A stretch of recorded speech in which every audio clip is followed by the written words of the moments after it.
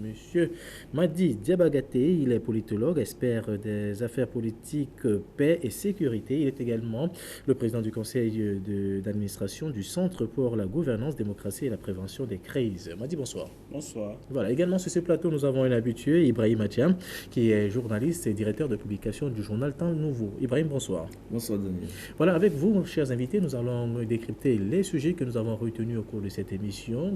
Nous allons d'ailleurs commencer avec le premier sujet qui fait la une de l'actualité depuis plusieurs semaines. Je veux parler de la purification organisée par les séances de purification organisées par le HCRUM. Nous allons suivre l'étape des baies. Tout juste après, on reviendra ici en plateau avec les invités pour le décryptage. Chants et rites traditionnels, cérémonies de libation, animaux immolés, eau bénite aspergée, avec en trame de fond des chants spirituels traditionnels. La cérémonie traditionnelle de purification du Togo a bel et bien eu lieu ce jeudi matin à Baie à Lomé. C'était sous le regard des autorités administratives et traditionnelles, de la population et de quelques invités que les prêtres traditionnels du canton de Baie ont procédé à cette cérémonie recommandée par la CVJR et qui prend ainsi effet sous la houlette du HCRUN. Cette cérémonie traditionnelle de purification lave ainsi le territoire de ses souillures et ouvre la voie à la vraie réconciliation selon ses initiateurs. Quand on avait consulté le fan, l'horoscope qui est sorti s'appelle Gouboloso. Ça nous a recommandé de passer à une cérémonie de Goulolo. C'est ça que nos prêtres d'Avé on a fait. Nous demandons à toutes Togolaises et Togolais, notamment nous les gens de Baie, de procéder, de considérer cette cérémonie comme une cérémonie de paix, de réconciliation, parce que l'horoscope qui est sorti a dit ça. Marquant le début des cérémonies recommandées, les offices religieux traditionnels ont commencé depuis dimanche avec plusieurs activités, dont la consultation de l'oracle. Pour les prêtres traditionnels, le message est clair, les Togolais, qu'ils soient victimes ou coupables, doivent faire l'effort de se réconcilier et ainsi permettre au pays d'aller de l'avant. C'est un signe. Aujourd'hui, après cette cérémonie, il faut que tous les Togolais, le citoyen lambda doit connaître qu'est-ce que j'ai fait par le passé, par action bien par omission. Et qu'aujourd'hui, il doit prendre la ferme résolution de ne plus commettre ces erreurs. Tout le monde a sa part de responsabilité pour que les choses qui ont émaillé notre pays ne puissent plus arriver. Ce message de l'oracle, interprété et contextualisé à l'occasion, a permis de redonner un nouvel espoir à la population en un avenir meilleur. Il a trouvé un écho favorable au niveau de l'assistance. Tout un chacun de nous, nous devons chercher la paix envers l'un et l'autre. Si quelqu'un t'a provoqué, parler doucement avec lui, il va rentrer comme il faut. Donc la paix pour ce pays.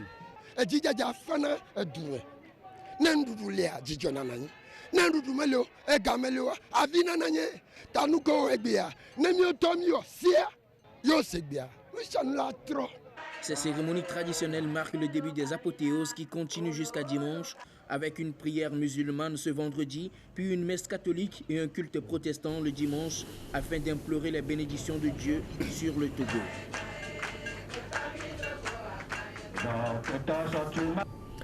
Voilà, retour sur ce plateau, chers invités. Ibrahim Atiam, vous venez de suivre cette séance de purification avec l'étape de BM. Alors, que dites-vous d'abord d'entrée de jeu par rapport à cette initiative prise par le gouvernement et le HCRUM? Bon, il faut dire que c'est une recommandation de la CVJR et la CVJR a recommandé un certain nombre d'actions que l'État togolais devait faire pour aller vers la réconciliation. Voilà. Si nous savons que le processus découle de la justice traditionnelle et que dans la phase de réparation, il a été identifié des mécanismes pour pouvoir aller vers la réconciliation des Togolais. Donc, le HCRUM qui a été créé et qui a succédé à la CVJR a essayé de réfléchir sur les mécanismes et en tenant compte aussi des pratiques endogènes qui puissent contribuer aussi à aller vers cette réconciliation. Et donc, c'est courant qu'en Afrique, lorsque vous traversez des périodes difficiles, lorsque vous êtes frappé par des malheurs ou bien des calamités, par la suite, il y a des rituels qui sont faits pour pouvoir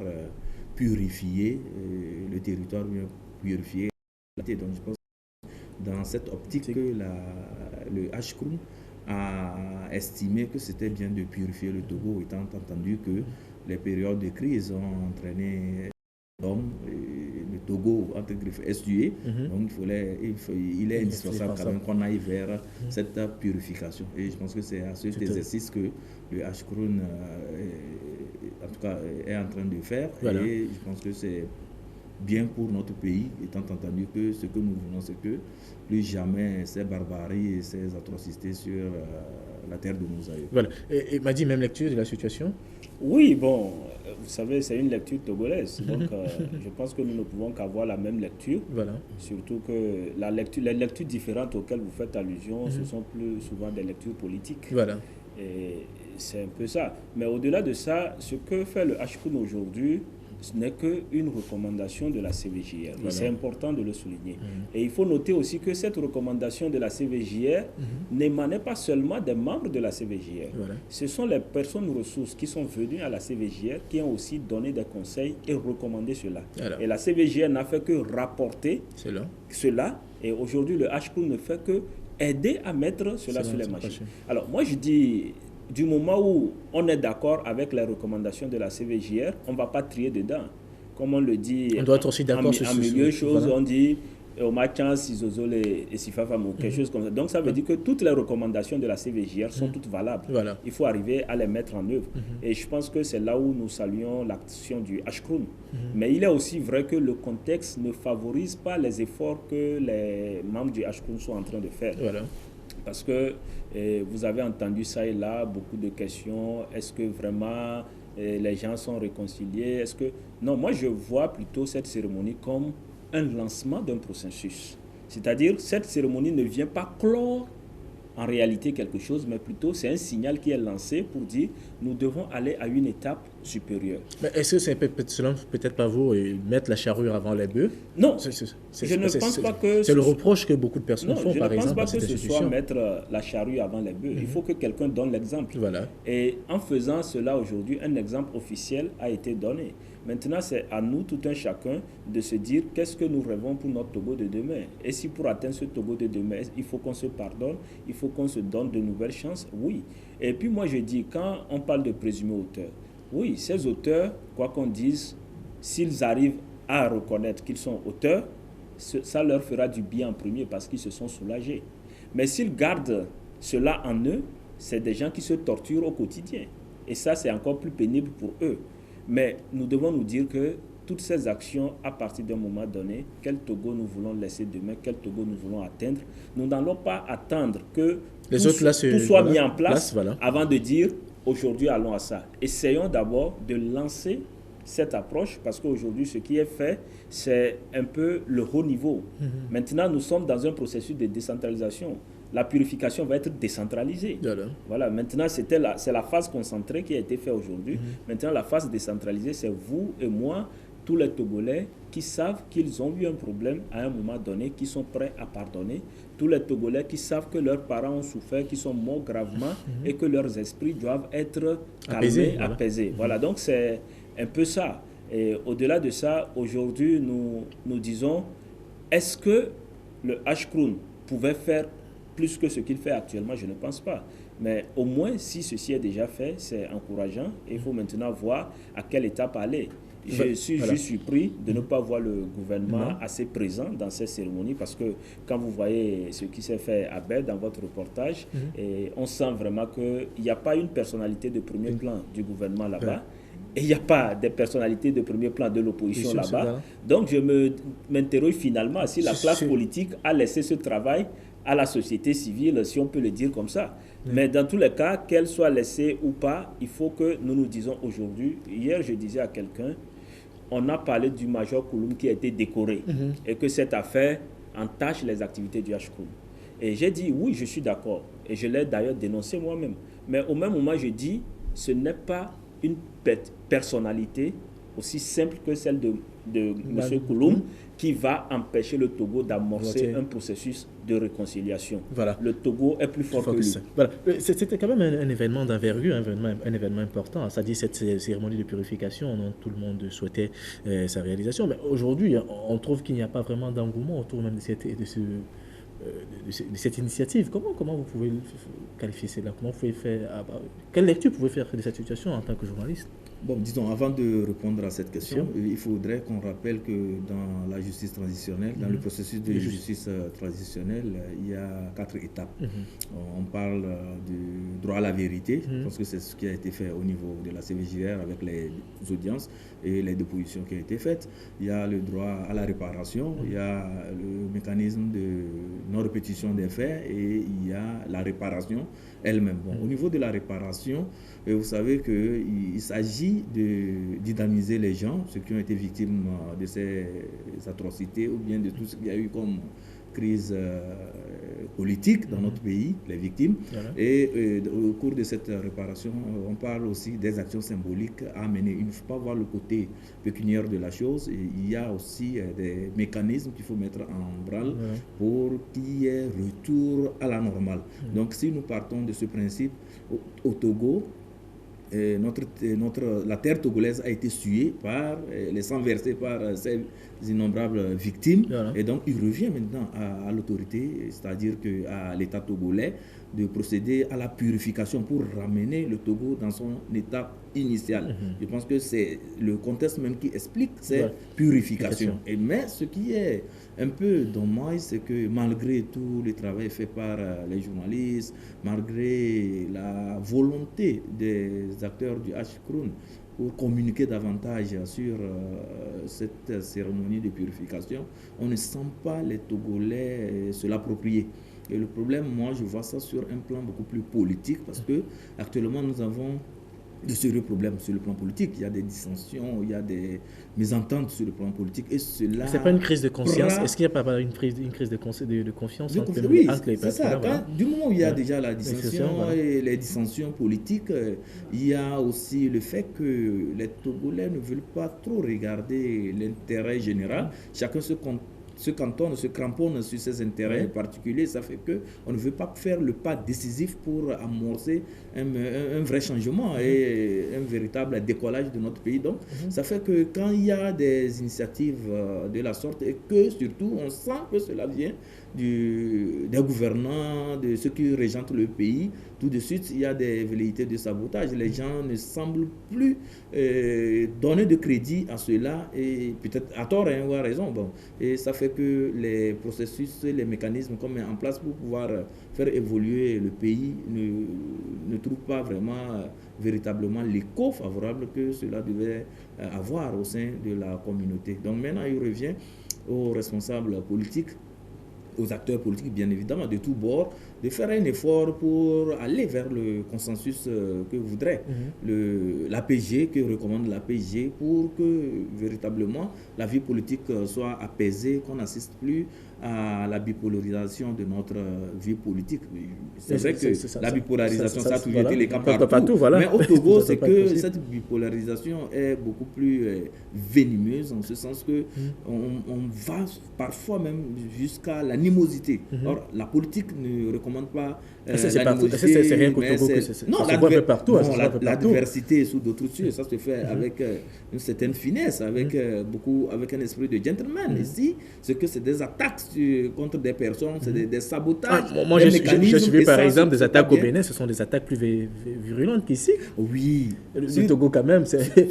Oui, des attaques entre individus, entre mais pas aller jusqu'à vouloir attenter physiquement à la vie de son compatriote. Mais pour revenir à la question que vous m'avez posée, c'est vrai que actuellement, à cause de cette dissension politique, ça fait qu'il n'y a pas beaucoup d'engouement autour de la chose. Mais le Togo a été toujours comme ça. Je me rappelle au lancement des travaux de la CVJR, on avait constaté le même comportement. Mais après, tout le monde s'est approprié les travaux de la CVJR et chacun crie maintenant les recommandations de la CVJR. Donc peut-être qu'avec ce qui se fait actuellement, avec le temps, les gens vont prendre le train en marche, et les Togolais, c'est des gens sur qui je compte beaucoup. Voilà. Et nous allons revenir à de meilleurs sentiments pour bâtir notre pays. Madi, est-ce que vous pensez qu'il y a des chances à ce que ce processus aboutisse, au vu déjà de certains manquements qu'on a observés au démarrage, par exemple, de ce processus? Sur le plan politique, ce processus, j'ai l'impression que les gens veulent le mettre en hibernation, le temps de régler tous les problèmes politiques. Mais maintenant, sur le plan social, beaucoup de Togolais aspirent à ce que ça marche. Les gens ont envie vraiment qu'on aille de l'avant. On ne sent pas cela? Non, qu'on le sente ou pas, tout dépend maintenant du procédé par lequel on le fait. Voilà. Mais d'un commun accord, chacun a envie que ça change. Je le dis le plus souvent aux gens, le prix du carburant, nous le payons tous, peu importe les couleurs politiques. Voilà. La vie chère, tout le monde est concerné et chacun a envie que le Togo évolue. L'endettement dont le Togo fait l'objet aujourd'hui, chacun a envie que ça cesse. On veut tous une meilleure gouvernance au Togo. Donc à partir de ce moment, il faut à un moment donné arriver à se transcender, à se mettre au-dessus un peu des aspirations immédiates et à se projeter. Et c'est comme ça que moi j'analyse aujourd'hui l'activité que le HCROUN est en train de parrainer sur recommandation bien sûr de la CVJR. Mais je sais que ce n'est pas chose aisée. Mais j'ai foi que si les citoyens... Il faut accorder un peu de crédit à ce processus. Ce n'est pas qu'il faut accorder un peu de crédit. Après tout, ce n'est pas le chef du gouvernement ou le chef de l'État qui est venu faire les cérémonies. Ce sont des citoyens. Ceux qui se sont réunis à la mosquée le vendredi, ce n'est pas le gouvernement, ce sont des citoyens. Ceux qui se sont réunis ce matin... Est-ce qu'ils sont unanimes même sur ce processus? C'est ça le problème. Il y a beaucoup de dissensions. Il n'y a pas unanimité au sein même de ce processus. Il est évident que... l'unanimité ne sera jamais atteinte. Voilà. Mais à partir d'un moment donné, il faut prendre, c'est ce qu'on dit. Par exemple, on définit un leader comme celui qui, à partir d'un moment donné, a su prendre des décisions qui, bien que contestées, la population ou la base finit par prendre conscience de leur importance des années plus tard. Voilà. Donc aujourd'hui, nous pouvons nous faire taxer de tous les noms possibles parce que nous pensons qu'il faut faire confiance en ce processus qui est enclenché. Mais nous sommes aussi sereins que dans 10 ans, dans 15 ans, les gens vont se l'approprier comme ils se sont appropriés la CVJR. Pour mémoire, je me rappelle, j'étais chef du bureau région Savane pour la CVJR. Je me rappelle ce que les gens m'ont dit à l'époque. Qu'est-ce que vous allez foutre dans ça? Mettez-vous à l'écart. Mais à l'époque, j'ai dit aux gens, je suis jeune, j'ai une vision pour le Togo et je pense qu'on peut faire quelque chose à partir d'ici. Et aujourd'hui, je suis content avec le recul que les gens viennent s'approprier les recommandations de ce qui est issu de la CVJR. Ceux qui l'avaient renié. Beaucoup de ceux qui l'avaient renié, aujourd'hui, ils l'invoquent comme une prière. Comme une Bible. Donc ça veut dire que il faut toujours à un moment donné avoir l'audace. Il faut oser. Et quand vous osez, ce qui compte, c'est la bonne foi. Dans tout ce que nous faisons, c'est la bonne foi. Aujourd'hui, moi, naïvement, on peut le dire, et de façon hélène, j'ai foi en ce que les gens du HCROUN sont en train de piloter parce que c'est ce qui a été recommandé par la CVJR et je leur accorde toute ma confiance. Voilà. Maintenant, également, je comprends ceux qui, aujourd'hui, ne se retrouvent pas dedans et c'est normal. Mais la plupart du temps, ceux qui expriment leur rejet de la chose aussi, c'est par rapport à des situations données. Quand, par exemple, quelqu'un dit non, il faut juste que les réformes soient faites et puis le pays devient réconcilié, nickel, ou bien que X quitte le pouvoir ou Y quitte le pouvoir. Moi, je me projette en disant, mais peut-être que si X quitte aussi, Y va sortir pour dire, mais pourquoi vous avez renvoyé X Donc, il y a des mécanismes qui organisent la vie. Nous sommes d'accord que les réformes sont aujourd'hui attendues et nous suggérons vraiment à la commission en charge des réformes de continuer le travail. Et parallèlement, il faut tout faire. C'est-à-dire, un processus, il ne se fait pas, certes il se fait étape par étape, mais c'est beaucoup de choses qui commencent au même moment pour arriver à un point déterminé. Donc on ne va pas faire un volet, après venir prendre un volet, non. C'est comme on vous dit, le Togo organise la CAN, vous n'allez pas dire nous allons construire les stades d'abord, avant de réfléchir aux hôtels ou autres. Non, vous débutez le tout, parce que vous savez là où vous voulez aller, vous débutez différents chantiers au même moment. Et c'est comme ça que nous percevons la chose aujourd'hui. Mais nous comprenons aussi ceux qui ne sont pas rassurés. D'accord, voilà, effectivement.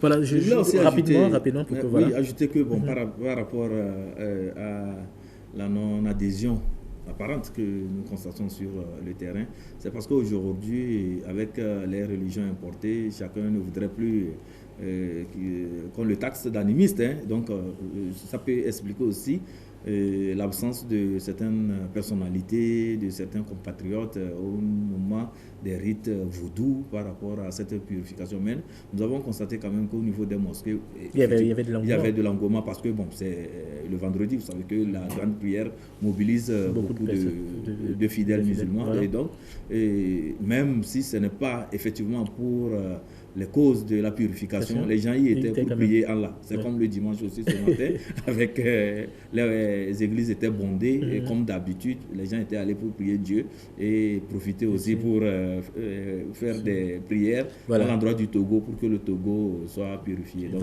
il y a aussi cet aspect qu'il faut relever. Il y a une certaine, je peux dire, hypocrisie. Hein. On ne veut pas apparaître animiste, on veut tous être des gens issus des religions modernes, quoi. Modernes, on peut les monothéistes. Voilà, effectivement.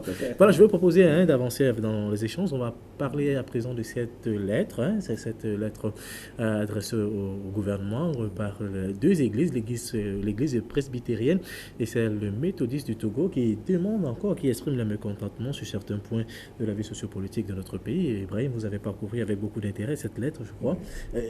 Qu'est-ce que cela suscite en vous encore? C'est pas la première fois, par exemple, que les hommes d'église, les hommes de Dieu, sortent pour attirer encore l'attention des autorités sur la situation du pays. Oui, effectivement, vous savez que l'Église se positionne comme la société civile, donc c'est normal quand même que cette Église puisse donner son avis sur l'état de la nation. Et donc, après ce qui a été fait par le clergé, et les pasteurs de l'église presbytérienne et évangélique et méthodiste du Togo ont estimé aussi donner leur avis. Et la lettre s'adresse d'abord à leurs fidèles, étant entendu que les fidèles sont des citoyens. Et dans la lettre, il a été clairement signifié que le climat politique est en dégradation. Et ce n'est pas de nature à maintenir la paix et la quiétude et pour pouvoir permettre à ces fidèles d'aller librement adorer leur Seigneur. Et donc, au niveau de cette lettre, il a été identifié, ils ont eu à identifier beaucoup d'aspects au point de vue politique où les choses ne marchent pas. Donc, les Togolais doivent aller vers le consensus, vers l'acceptation de l'autre pour construire notre nation. Au point de vue corruption et... Oui, c'est beaucoup de mots qui attirent. Corruption, ça atteint des proportions endémiques et surtout l'accaparement quand même de l'appareil étatique par une minorité qui non seulement pille le pays, mais aussi commence par acheter des lopins de terre, presque des villages, et tout ça là, vous comprenez que c'est la confiscation de notre pays, et ce n'est pas de nature quand même à créer un climat apaisé. Mais c'est quand même des... Je pense que c'est en tout cas c'est des appels.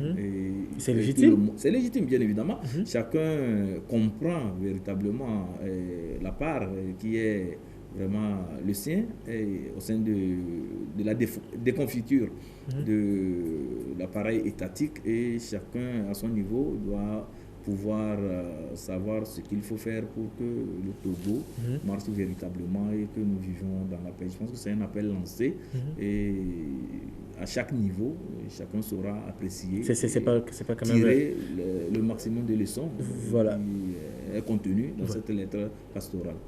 M'a dit, on assiste tout le temps à ces lettres, à l'appel de l'Église, mais rien ne change. Au sens propre du terme. Non, en fait, est-ce que rien ne change? Ces lettres sont d'ailleurs constitutives de changement. Est-ce que ces lettres existaient de par le passé? Je ne pense pas. Non, je parle. Elles sont là.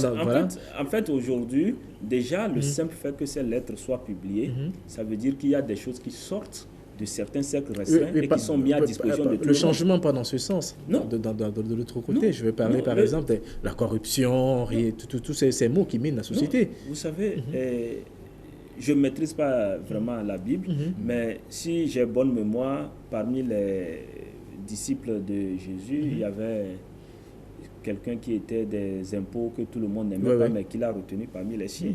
Donc ça veut dire que ce que l'Église fait aujourd'hui, c'est un message adressé à ses fidèles. Ce sont les fidèles de ces églises-là qui se retrouvent peut-être aujourd'hui dans l'administration, qui se retrouvent dans les partis politiques, qui se retrouvent au gouvernement. Donc, vous savez, la religion aujourd'hui, elle ne peut plus se limiter à prêcher la bonne parole. À prêcher la bonne parole pour vous dire accède au paradis. Non. C'est-à-dire, la religion aujourd'hui aussi, c'est pour recadrer les gens sur la nécessité de poser de bons actes déjà sur terre. Et c'est ce qu'elle fait aujourd'hui. C'est ce qu'il y a, l'Église catholique l'a fait. Nous savons à peu près combien de personnes sont des chrétiens parmi nos choses. Aujourd'hui, presbytériennes et méthodistes l'ont fait. Ça veut dire que l'Église dans son ensemble est en train de rappeler ses fidèles à certaines responsabilités. Et moi, quand je vois ça, mon souhait, c'est que demain ou après-demain, qu'on me dise aussi que pour une fois au Togo, l'Union musulmane aussi a pris ses responsabilités en parlant. Donc, c'est une dynamique, c'est un mouvement. Donc, il ne faut pas attendre de voir l'effet immédiat. Mais c'est quelque chose qui déjà contribue à libérer les consciences. Et ces messages que l'Église envoie, d'ailleurs, à chaque fois, ils tiennent à préciser que cela ne s'adresse pas seulement à leur ouaille. Ça s'adresse à toute personne éprise de paix et de justice. Donc, ça veut dire que ce sont des messages qui s'adressent à tous les Togolais. Et quand j'ai lu le message de l'Église catholique, j'étais fier. Quand j'ai lu le message des presbytériens, je suis également fier parce que je me suis retrouvé dedans, bien que ce ne soit pas ma conviction religieuse.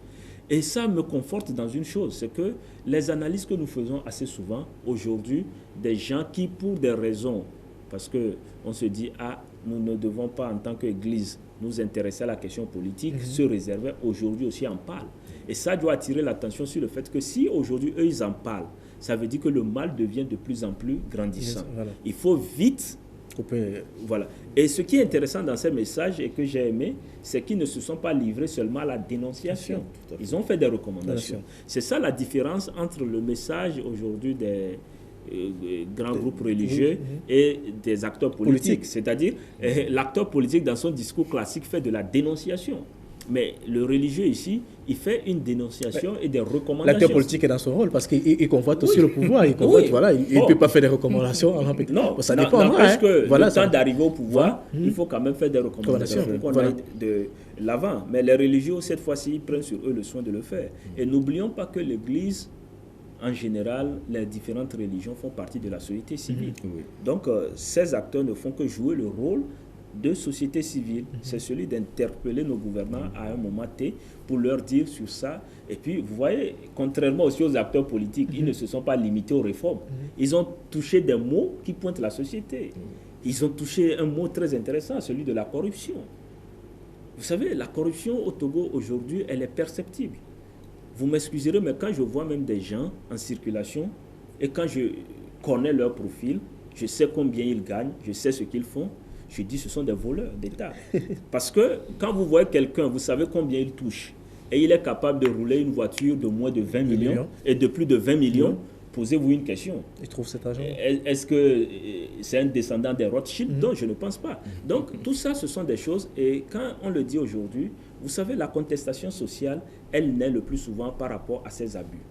Je me rappelle, sous le règne de Gnassingbé Yadema, il y avait un peu de pudeur. Les gens se cachaient au moins. Même quand on volait, on se cachait parce que le vieux même, quand il prend les voleurs, bon, chacun sait. Mais aujourd'hui, on est dans l'étalage de façon ostentatoire du butin. Voilà. Du butin. Oui. Voilà. Donc, tout ça, ce sont des problèmes que l'Église épingle aujourd'hui.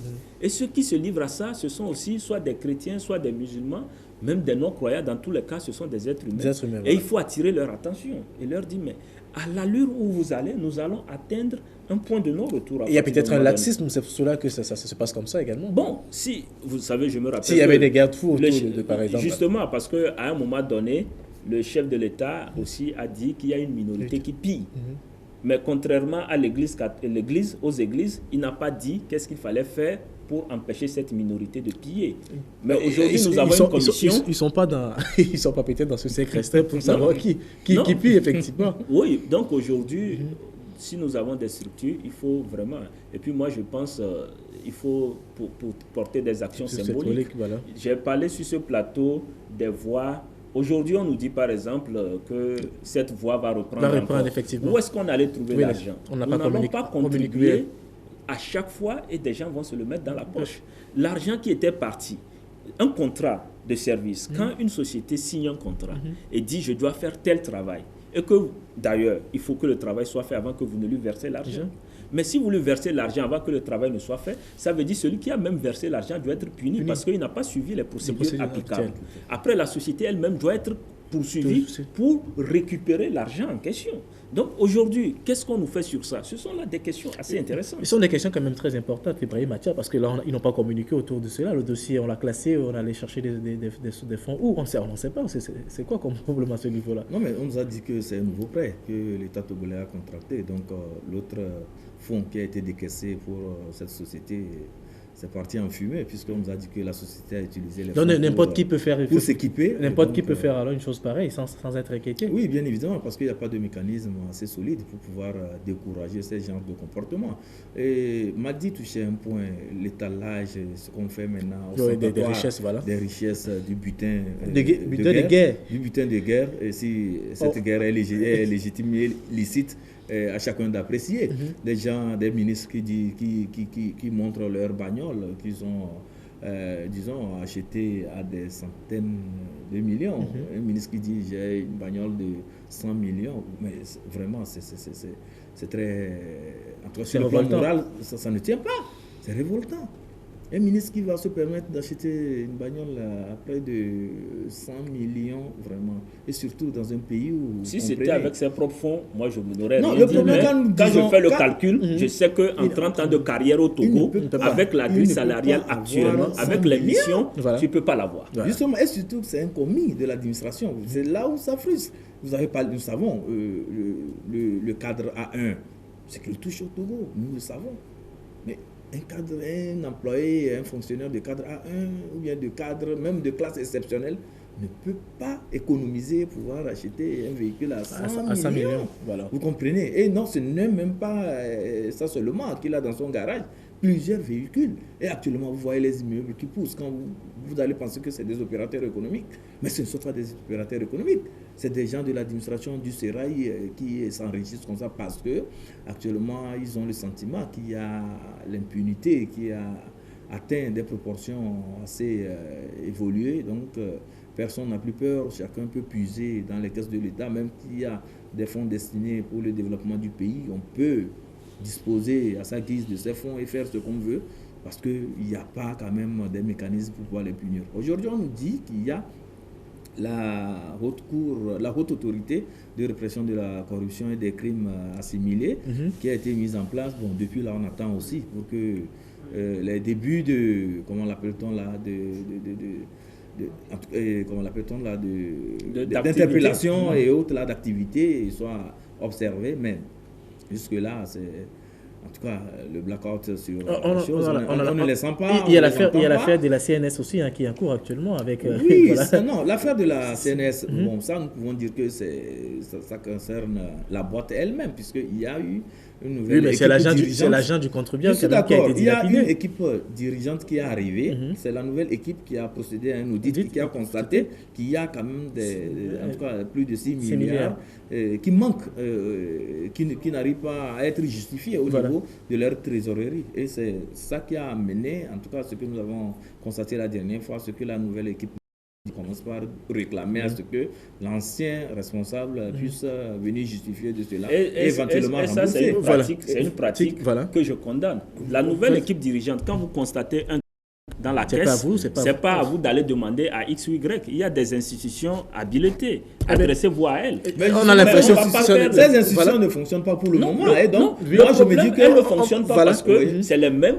qui les court-circuitent. Alors, pour une fois, donnons l'exemple en saisissant les juridictions. Donc, ça veut dire si le bonhomme apporte l'argent, on ferme ce dossier. Non, c'est pas ça.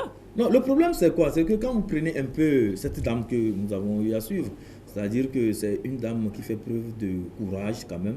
Là où les gens n'osent pas mettre le pied, elle ose mettre le pied. Et ça, c'est au bénéfice de l'État. Nous avons vu un peu quand elle était aux impôts, il y avait de ces opérateurs économiques qui ne payaient pas pratiquement pas, qui ne payaient pas des impôts. Mais lorsqu'elle est arrivée, elle a procédé à des redressements fiscaux. Et cela a pu permettre à l'État de pouvoir mobiliser des milliards qui qui partaient par des je suis heureux d'attendre un audit de sa gestion, quand elle était aux impôts également. Parce nous parlons des actes que les gens posent. S'il y a d'autres aussi qui vont lui emboîter le pas, c'est quand même aussi important d'avoir le temps. Parce que nous disons qu'au moins elle a quand même cette capacité de poser cet acte et nous souhaitons que les gens lui emboîtent le pas. Si d'autres personnes aussi peuvent venir creuser là où elle a géré. Nous ne voulons pas des individus qui posent des actes, mais nous voulons l'existence de mécanismes institutionnels qui permettent de réguler les choses. Mais il faut des individus pour détecter. Il faut des individus pour détecter les failles, pour détecter les détournements. Mais quand vous détectez, confiez aux institutions indépendantes.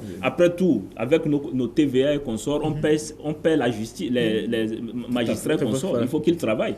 Les gens ne vont pas les court-circuiter, penser que c'est à eux de récupérer.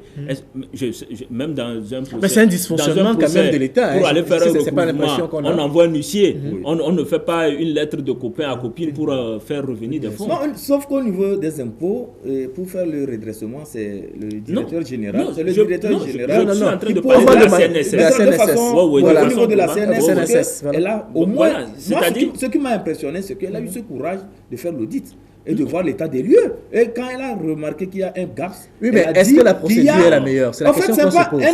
Elle n'a pas appelé le directeur, l'ancien directeur, de venir répondre, mais elle a fait savoir qu'il y a un gap de 6 milliards. Voilà. Et donc, il revient maintenant au mécanisme mis en place, c'est-à-dire la haute cour de répression, la haute cour de répression, de la corruption, la justice, le parquet, tout ça, ce sont même la Cour des comptes, toutes ces institutions devaient se saisir de l'affaire parce qu'il y a quand même dénonciation d'un fait. Au moins la dénonciation faite par cette directrice est encouragée à mon avis. Voilà, allez-y, Ramadi. Nous sommes attachés au respect de la procédure. Vous savez, cette dame ne fait que de l'événementiel. C'est ce que moi je conclus dans ce dossier. C'est votre avis. Voilà. Donc, pour le moment, non, c'est de l'événementiel. Pour le moment, il y a des structures compétentes. Vous vous adressez à elle. La CNSS, elle a un organe sur elle qui audite son activité. Vous faites un rapport que vous adressez à cet organe, à ce conseil d'administration. Si maintenant l'institution veut porter plainte, elle porte plainte. Ce n'est pas ça, quoi. C'est-à-dire, nous voulons du professionnalisme. Nous ne voulons pas que ce soit seulement des individus qui prennent le lead. Donc, ça veut dire que si on n'a pas 3 ou 4 personnes de la trempe de cette dame, donc ça veut dire dans d'autres services, ça peut aller comme on veut. Non, il faut arriver aujourd'hui à mettre les gens dans l'appropriation des procédures. Et tout ça, c'est normal. Même quand il y a une remise-reprise, il y a toujours un audit, il y a une évaluation. Ça, c'est les bonnes pratiques de gouvernance. Malheureusement, nous ne les instaurons pas. Ces organismes, même ces organismes, chaque fois qu'ils le font, normalement, avant que ce soit la Cour des comptes, il faut aussi que cette juridiction travaille finalement. Parce que depuis qu'on l'a mis en place, nous constatons jusqu'à ce jour qu'elle est plutôt dans... Elle joue un rôle de la poste, c'est-à-dire elle ne reçoit que des documents qu'elle enregistre. On ne sent rien. Aujourd'hui, ceux qui sont chargés de la lutte contre la corruption, on les a mis au même moment que la commission des réformes. La commission des réformes, au moins on l'entend. Elle reçoit les gens. Mais au moins eux aussi, nous avons envie de les voir à l'œuvre. Est-ce qu'ils ont le pouvoir? Est-ce qu'ils ont ce pouvoir pour pouvoir décanter les choses? Le décret sur lequel ils ont été pris leur confère ce pouvoir. Maintenant, s'ils se constatent incompétents pour jouer le rôle, qu'ils démissionnent. C'est la moindre des choses. Voilà. On va aborder notre chapitre de cette émission, c'est la crise au sein de nos universités. Nous avons appris un temps la libération de Santivi, c'est le président de la Ligue togolaise des droits des étudiants, au sorti de prison. Il a tenu notre conférence de presse au cours de laquelle il menaçait de ne pas... Il appelait les autres camarades étudiants à ne pas composer. Mais la crise au sein de nos universités, m'a dit, c'est récurrent. On n'a pas trouvé de solution finalement à cela. Oui, bon, sur cette question universitaire, je vais parler en tant qu'ancien syndicaliste étudiant, ancien du mouvement pour l'épanouissement de l'étudiant togolais. Et j'étais membre. J'étais le porte-parole chargé des relations extérieures du MET. Ok. Donc, mon premier constat, c'est qu'aujourd'hui, les jeunes posent des revendications que nous avons posées il y a de cela 10 ans. 10 ans. Et sur ces revendications, je me rappelle, et vous savez qu'à l'époque, en 2006, le dialogue interuniversitaire a précédé le dialogue intertogolais. Et c'était à l'occasion du dialogue interuniversitaire qu'on a pu arriver à un consensus. On s'est entendu sur beaucoup de choses. Et l'université, le ministère, pour ne pas dire le gouvernement, avait pris l'engagement de mener certains chantiers, de mener certaines activités qui pouvaient permettre de rentrer dans ces réclamations. Mais force est de constater qu'aujourd'hui, les étudiants continuent par égrener les mêmes revendications et ça pose un problème de base. C'est-à-dire, est-ce qu'aujourd'hui, nous allons dire qu'on n'a plus confiance en notre gouvernement? Parce que quand je vois les enseignants faire leur grève et consorts, c'est parce que le gouvernement avait pris des engagements et à un moment donné, il ne l'a pas honoré. Que ce soit le personnel hospitalier, c'est la même chose. Alors, si la même chose est faite avec les enfants, il ne faut pas être surpris de voir les enfants revendiquer. Et ce qui me choque, c'est quand les gens veulent parler de récupération politique. Si vous ne voulez pas de la récupération politique, alors assumez vos responsabilités. Et c'est ça l'élément cardinal. Mais maintenant, aujourd'hui, qu'on dise qu'il faut boycotter les examens et autres aussi, j'en appelle nos jeunes frères à un peu de retenue, de continuer pas à mettre la pression comme il faut. Mais soyons d'accord sur une chose. Le mardi que je suis aujourd'hui en train de raisonner devant vous, je n'étais pas ce mardi il y a 10 ans quand j'étais à l'université. Et je ne vais pas attendre aujourd'hui de ces jeunes qui sont à l'université qu'ils puissent réfléchir comme je réfléchis aujourd'hui ou comme le ministre réfléchit aujourd'hui ou autre. La vie, c'est par étapes. Et ces jeunes, ils savent une chose. Et moi-même, il y a plus de 10 ans de cela, je savais une chose. La meilleure façon d'attirer l'attention de l'autorité, c'était d'organiser une AG. Et à l'époque aussi, on savait que une AG n'a pas réussi si les militaires ne rentrent pas pour faire une incursion. Donc, ne soyez pas surpris aujourd'hui que ce soit le cas. Maintenant, c'est vrai, ce qui est dommage aujourd'hui, quand je vois certaines vidéos circuler, quand je vois comment est-ce qu'on s'en prend à des enfants et qu'on sort, c'est dommage. Mais n'empêche que ces enfants, ils sont toujours à l'étape de la jeunesse. Et je vous en prie, ne tuons pas leur jeunesse pour leur demander de grandir. Pour le moment, laissons-leur le temps de grandir. Un jeune, ça grandit. C'est par étapes. Voilà. Oui, les revendications, c'est vrai que depuis fort longtemps, ce sont les mêmes revendications. Nous, quand nous étions à l'université, avec le CUB, c'était pareil. On revendiquait les allocations, on revendiquait les meilleures conditions d'études sur le campus et autres. C'est vrai qu'aujourd'hui, quand je fais un tour sur le campus, je vois quand même qu'il y a eu des améliorations, mais ce n'est pas quand même ce que l'on aurait souhaité. À mon avis, moi, j'aurais préféré quand même qu'à l'étape actuelle, l'université arrive à être un pôle d'excellence, comme les autres universités que nous avons eu à visiter. Quand vous allez un peu sur le campus à Legon au Ghana, vous voyez un peu les infrastructures à Cocody. C'est sans commentaire. C'est sans commentaire. C'est le jour et la nuit. Voilà, nous aurons voulu que notre université aussi ait cette image de marque. Et donc, les revendications, il faudrait que les autorités de l'université et même les autorités étatiques comprennent que ce sont des revendications légitimes. Et lorsque ces revendications sont posées et qu'il y a de la pression qui accompagne cela, qu'elles sachent plutôt raison garder et essayer de trouver un consensus ou bien procéder par un dialogue pour pouvoir ramener les jeunes à de meilleurs sentiments et surtout voir dans quelle mesure quand même elles peuvent commencer par poser certains actes qui puissent aller vers l'amélioration des conditions d'études de ces étudiants. Sinon, je ne vois pas les étudiants sortir.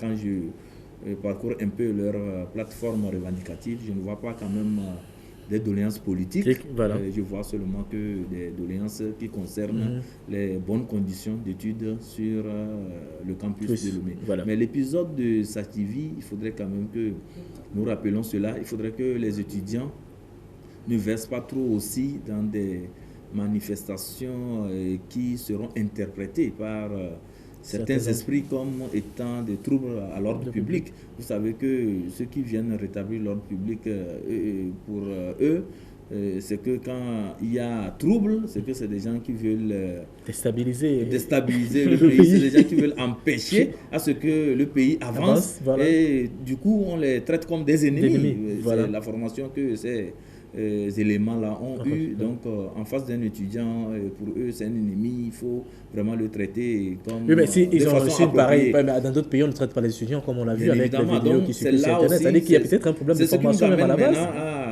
À demander de la part du ministre de la Sécurité de procéder encore à une et lorsqu'ils arrivent sur le campus, de savoir qu'ils sont dans le temple du savoir et ils ont affaire à des intellectuels, des gens qui comprennent aussi. J'ai vu par le passé, lorsque nous étions dans des mouvements d'agitation, dans des agitations sur le campus. Nous voulons faire tenir notre AG.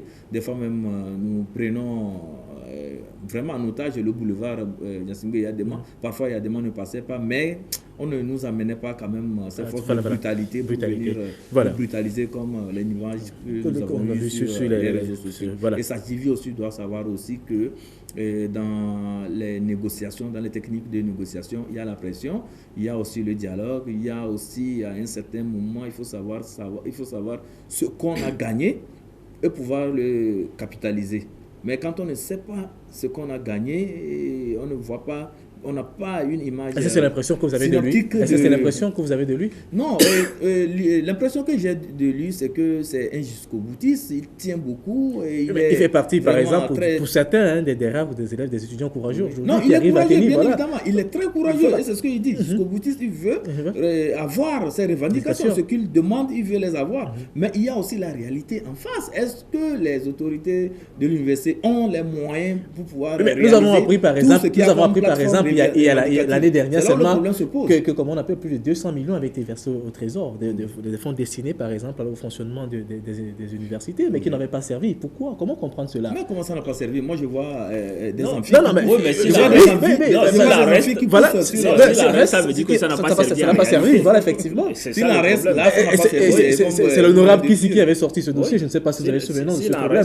Est-ce qu'il n'y a peut-être pas une mauvaise volonté même de ces autorités quelque part? Non, mauvaise volonté, moi je ne vois pas. Puisque vous savez qu'il y a... Oui, mais comment, par exemple, justifier, par exemple, à cette époque, il y avait avec l'assainissement des finances publiques, on ne décaisse plus l'argent n'importe comment. Mais quand on débloque, par exemple, vous avez un budget. Ibrahim Atia, quand vous avez un budget et que vous ne l'utilisez pas. Dans l'engagement des dépenses. Et donc, au Togo, le problème, nous savons qu'il y a une lourdeur administrative au point de vue décaissement des ressources. Oui, mais quand les sous ont été déclarés, par exemple, les sous ont été décaissés et que vous ne les utilisez pas, alors qu'il y a des besoins. Non, mais à l'époque, sous le ministre que tout le monde connaissait, quand vous réunissez les éléments et que vous envoyez au niveau du ministère de l'économie et des finances, il y a une rétention. On n'arrive pas à aller directement, à aller rapidement. Il n'y a pas une célérité dans le traitement du dossier qui a été envoyé. Et ça aussi, ça a été dénoncé par beaucoup de ministères, beaucoup de départements. Allez-y. Je ne suis pas en train de justifier le fait que il y a assez d'argent, mais qu'on n'arrive pas à dépenser. Mais je suis en train de parler aussi des lourdeurs administratives. Rapidement, parce que nous n'avons plus assez de temps. Allez-y. Mais rassurons-nous, Ibrahim, c'est-à-dire, en début d'année, vous faites un budget et une projection d'activité. Et c'est par rapport à ça que l'Assemblée nationale vote un budget. Donc, vous ne pouvez pas, à la fin de l'année, dire que vous avez encore ce sous. Il faut plutôt crier à la fin de l'année qu'on n'en a plus, mais faire réellement les activités. Moi, j'aimerais peut-être soulever un aspect. C'est-à-dire, quand nous parlons de mieux former les policiers qu'on sort, j'ai dit non, ces policiers ont été bien formés. Je connais beaucoup de policiers beaucoup d'amis qui sont policiers. On a eu le bac ensemble, ils sont dans la police. On a tous milité ensemble au campus, donc ces personnes sont formées. À leur tête, nous avons des personnes qui sont formées. Aujourd'hui, la police togolaise, elle est assez formée, j'en suis fier. Ce n'est pas comme à l'époque où on critiquait, mais aujourd'hui, il y a des gens qui ont un niveau supérieur au mien, qui ont des niveaux assez élevés, qui sont dans la police. Donc, je pense qu'il y a quelques éléments qui bénéficient du principe de l'impunité qui est généralisé. Il faut arriver à les sanctionner et tout le monde se met au pas. Parce que ce n'est pas seulement l'université. Nous avons vu le ministre de la Sécurité arriver devant les députés pour nous faire une leçon de physique sur les balles perdues dans ce pays. Quand vous finissez tout ça et que vous ne sanctionnez pas les gens, vous vous attendez à quoi? Ça veut dire que ça continue. À Mango, on nous a dit qu'il y a un frein qui a lâché et on est allé. Donc, vous voyez, il y a tous ces événements qui s'accumulent, à partir d'un moment donné, vous savez ce qui me fait mal, c'est que le Togolais finit par avoir peur de l'homme en tenue. Voilà. Alors qu'en fait, ce sont nos frères, ce sont nos amis. C'est-à-dire, ils sont là pour nous. Surtout la police, c'est l'élément habillé de proximité. C'est celui sur qui on peut compter à un moment T. C'est-à-dire, quand tu le vois, tu cours vers lui. Mais aujourd'hui, nous sommes dans une posture où, quand tu vois un policier, tu crains. Parce que tu te dis, son premier réflexe, soit c'est de me faire du mal, soit c'est peut-être de m'extorquer. Voilà. Donc, vous voyez tout ça là, je pense qu'il faut mettre un peu de l'ordre dans la maison et tirer les oreilles de quelques-uns. Sinon, nous avons une police qui est bien formée parce que les moyens sont mis dans ça. Et je connais beaucoup de policiers. Je suis toujours fier d'échanger avec eux, que ce soit la gendarmerie et autres. j'en connais, j'en respecte. Voilà, on aborde le dernier virage de cette émission, Ibrahim, parce que nous n'avons plus assez de temps. On va parler de la montée du PNP, cette montée de ce parti qui inquiète au sein de l'opposition, qui inquiète aussi bien au sein du parti au pouvoir. Ibrahim, Tikpi Atchadam, il a une montée assez fulgurante. Comment on peut l'expliquer déjà? Non, on a constaté une ascension fulgurante de la part du PNP. Et bon, avoir d'abord sa capacité de mobilisation. Il y a eu le meeting. Mais ça a été très brusque, ça a été très brusque. Non, le meeting de Sokodé qui a connu un grand succès, le meeting de Lomé aussi, surtout pour un parti politique qui est arrivé récemment. C'était récemment sur le devant de la scène politique. Au niveau de la scène politique, qui arrive à mobiliser et ou encore dans la banlieue, à Agoué. Donc vous comprenez que c'est un parti politique qui commence par, en tout cas, évoluer et qui sait où il va. Bon, maintenant, comment cela a été possible, moi, en tout cas, quand je vois un peu le parcours d'Atchadam, c'est un monsieur qui a pris du temps. D'abord, il a convaincu les siens, et après, il y a eu des petites réunions qu'il tient souvent, et petit à petit, il a su convaincre tout ce beau monde-là qui arrive à ces petites réunions, et finalement, la mayonnaise a pris, et aujourd'hui, il se retrouve comme un leader qui draine une masse importante, une base militante conséquente derrière lui, et je me dis que sur la scène politique nationale actuellement, il a aussi son mot à dire et il pourra véritablement incarner un leader aussi charismatique comme on a vu par le passé avec Jirkis Olympio, avec Maître Abouyibo et d'autres là. Mais ce qui est un peu, peut-être ce qu'il faut soulever, nous sommes des journalistes, lorsqu'il y a certains comportements que nous jugeons pas très bons pour la bonne marche de notre République, il faut le souligner en même temps. C'est un peu le côté événementiel qui entoure cette mobilisation. Tous les partis le font souvent. Bien évidemment. Mais Atchadam que nous connaissons, c'est un panafricaniste, c'est quelqu'un qui va au-delà même du Togo. Donc il se positionne comme un monsieur qui veut le décollage de l'Afrique. Et donc tout de suite, au-delà de la mobilisation qu'il fait ici à Lomé et autres là, nous souhaiterons quand même qu'il y ait des positions qui ont trait un peu à la citoyenneté, qui ont trait un peu au civisme, parce que il faut avoir la masse, mais il faut les éduquer, pour que de bons comportements soient observés au niveau du parti et des actes aussi d'une certaine hauteur qui ne vont pas entacher, vous comprenez, la vie du parti. Sinon, grosso modo, on voit quand même qu'il mobilise. Voilà. La montée du PNP, comment vous l'expliquez? Bon, je pense que ce serait difficile à nous de l'expliquer parce que c'est plutôt au PNP de nous dire aujourd'hui quel est son secret. Mais ce que nous observons, c'est qu'il a pris le temps de faire une entrée en scène et il ne court pas. Il essaie de faire un travail de fond et de voir quand est-ce qu'il faut activer pour donner l'aspect extérieur. Mais le meeting ne reste qu'un meeting. Le vrai travail se fait ailleurs. Et c'est aussi ce que nous saluons.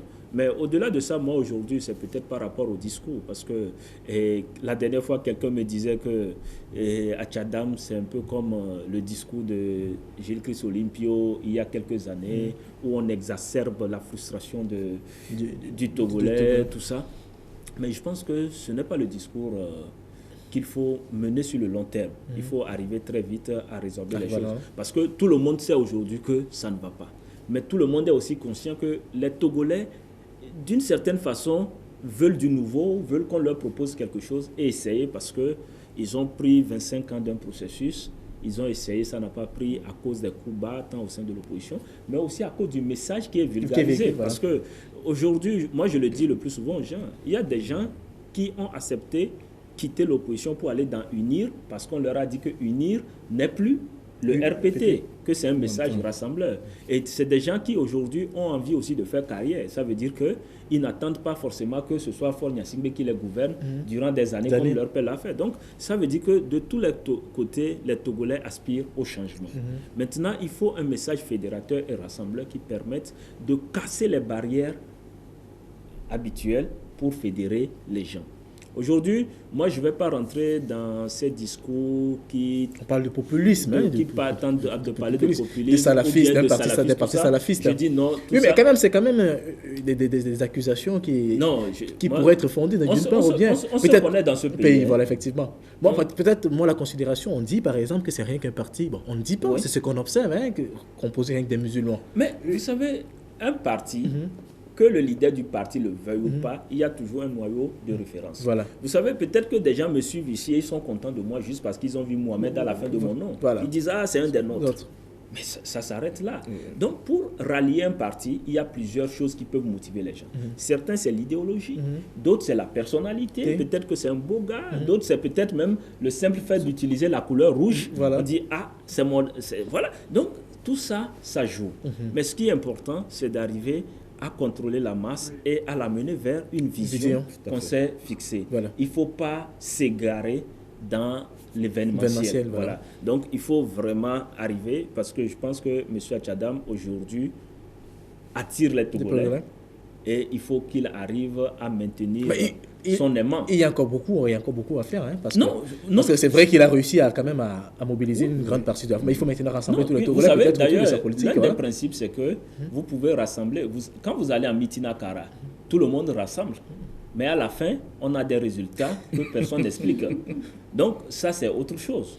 Et nous savons que tous, qu'aujourd'hui, ce qui peut être fait au Togo, on ne peut le faire qu'à travers les réformes. Et moi, j'irai plus loin aujourd'hui en prenant un défi sur ce plateau. C'est que l'alternance, elle est possible au Togo. Mais je ne la vois pas dans la classe politique actuelle. Je la présage plus au sein des déserteurs de du parti au pouvoir. Parce que ce ne sont que les seuls qui peuvent rassurer aujourd'hui pour que les choses aillent de l'avant. Soit on les associe. Ce que ces partis font actuellement, peut-être selon vous, c'est soit pas... ces partis associent ces anciens déserteurs pour pouvoir être leur lieutenant. Comme on l'a vu dans certains pays. Voilà, et rassurer de l'autre côté. Mais si vous les mettez à l'écart et vous êtes toujours dans cette logique de je suis le plus populaire, je suis le plus chose, vous allez rester populaire éternellement. Comme on l'a vu. En Afrique, on nous parle d'opposants historiques, préhistoriques. Ça, ce sont des gadgets qui ne marche plus aujourd'hui. Nous ne pouvons plus parler d'opposition pour dire que nous sommes opposants. Nous devons faire une politique réaliste, c'est-à-dire ceux qui supportent aujourd'hui le parti en place, quelles sont les concessions que le parti fait. Ce n'est pas aller refaire les mêmes bêtises, mais c'est-à-dire faire quand même des concessions qui permettent au Togo d'émerger, mais aussi à tous ceux qui sont là de pouvoir rapidement, Ibrahim, réaction rapidement par rapport à cela, pour qu'on puisse conclure rapidement. Non, mais il y a une nouvelle génération et j'en suis fier parce que les jeunes aujourd'hui veulent vivre le changement dans notre pays. Ils ne voudraient plus que ce soit des discours, que ce soit des mirages qu'on leur projette. Les gens veulent vivre réellement le changement. Le changement, c'est en tout cas que les Togolais se portent mieux, que nos hôpitaux soient... et que le plateau technique au niveau des hôpitaux soit vraiment très conséquent, et qu'on voit encore un certain dynamisme au point de vue économique, que ce ne soit pas des gens, des opérateurs économiques, en tout cas qui affichent une certaine proximité avec le régime qui prospère, que ce soit tous les Togolais qui veulent entreprendre puissent aussi prospérer, et au niveau aussi des politiques de développement, qu'on ne sente pas quand même que c'est du folklore, qu'on ne sente pas, qu'on sente une certaine sincérité dans l'amorce du développement dans notre pays, qu'on n'en fasse pas un outil de propagande, mais que ce soit des mécanismes sincères qui puissent profiter à l'ensemble du pays et pour que notre pays quand même sorte de son état actuel. C'est tout ce que nous souhaitons pour notre cher pays, le Togo. Merci à vous, Ibrahim Macha, d'être passé sur ce plateau. Ce fut un plaisir. Je rappelle que vous êtes le directeur de publication, le directeur de publication du journal Temps Nouveau. Merci également à vous, Madi, de vous avoir une fois encore reçu sur ce plateau. Ça, c'est votre plateau. Voilà, effectivement. Toujours un plaisir. Voilà, je rappelle que vous êtes politologue, expert en affaires, c'est ça, non? Des affaires politiques, paix et sécurité. Vous êtes également le président du conseil d'administration du Centre pour la gouvernance démocratique, de la démocratie et de la prévention des crises. Voilà.